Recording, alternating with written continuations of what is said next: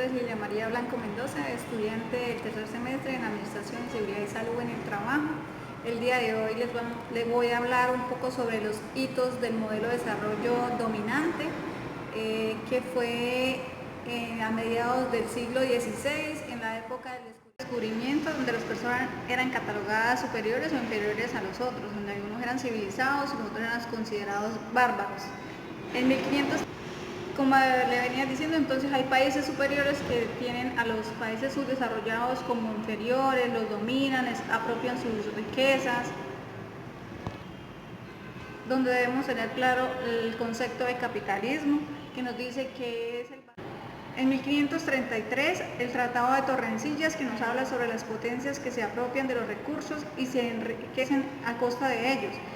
Un ejemplo, cuando los españoles acá en Colombia colonizarnos y se apropiaron del oro, de nuestras mujeres, de los indígenas o indios que los colocaban como esclavos.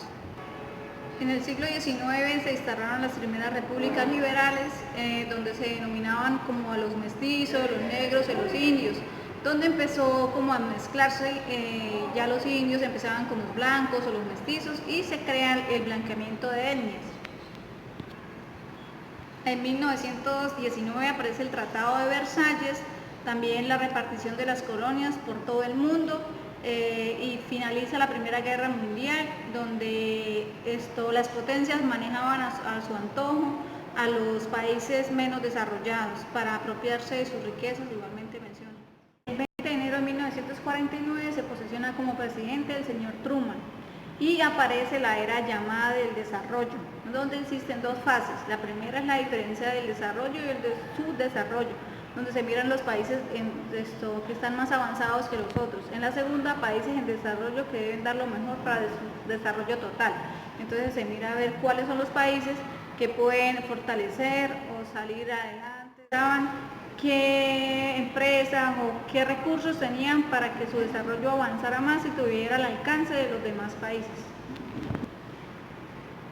Aparece el diseño de dos programas. El primer programa es el Plan Marshall, donde se remite a Europa. Se muestran el diseño de dos programas. El primer programa es el Plan Marshall, donde se remite a Europa. Se muestran los cambios en torno a los países subdesarrollados.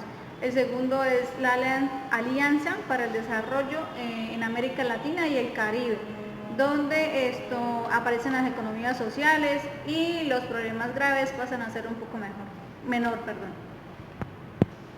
Reaparece el diseño de dos programas, la Alianza para el Progreso en América Latina y el Caribe, que son los países subdesarrollados, donde se da mejoría a sus problemas y las economías sociales avanzan un poco más.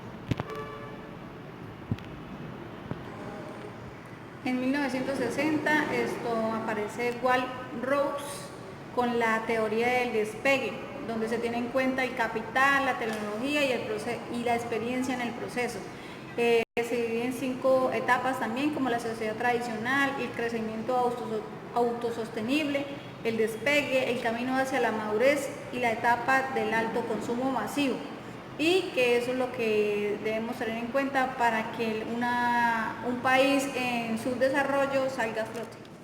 Conclusión sobre los hitos históricos, pues es muy interesante porque conocemos a fondo qué fue lo que sucedió en los tiempos anteriores y a lo que se está viviendo actualmente.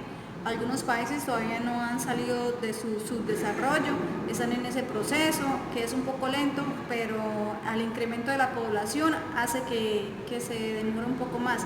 Pero con persistencia consideramos que Colombia, que es uno de los países en subdesarrollo, puede llegar a lo mejor de sí y a estar al nivel de las potencias como Estados Unidos o Europa.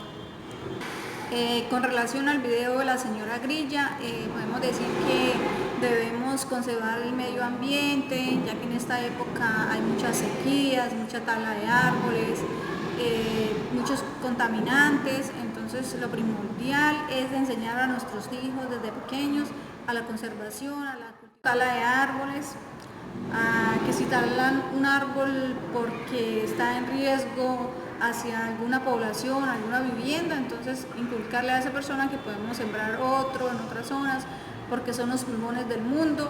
Entonces desde Tenemos que analizar qué le vamos a dejar a nuestros hijos en un futuro si cada día el deterioro del medio ambiente o del planeta Tierra está en declive. Espero que este video les sirva de mucho y muchas gracias.